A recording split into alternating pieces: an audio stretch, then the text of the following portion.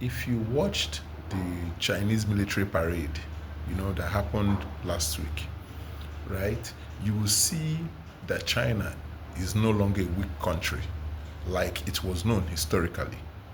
You know, their weapon arsenal is evidence that China has developed it itself, you know, and not only has it developed itself, but now it can defend itself from invaders or anybody who feels that China is a threat.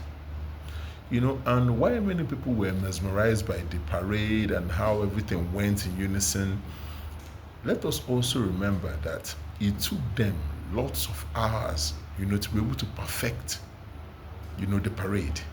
It took them countless hours to do that. And this thing kind of shows us that if you want applause, you have to be ready to do the nitty gritty work, to spend hours and hours and hours to perfect your craft. Let's avoid this urge to get applause before we do the work. You know, let us learn, like China, let us learn to put in the diligent work over a long period of time, you know, before we now get the applause, because that's the way the world works.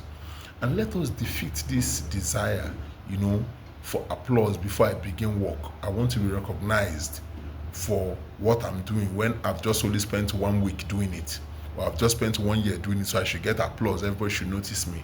You know, when you put in so much work in your craft and you perfect it, and you show it to the world, you don't have to worry about people noticing it. They will, especially if you are doing something that is phenomenal, something that is very, very difficult to do.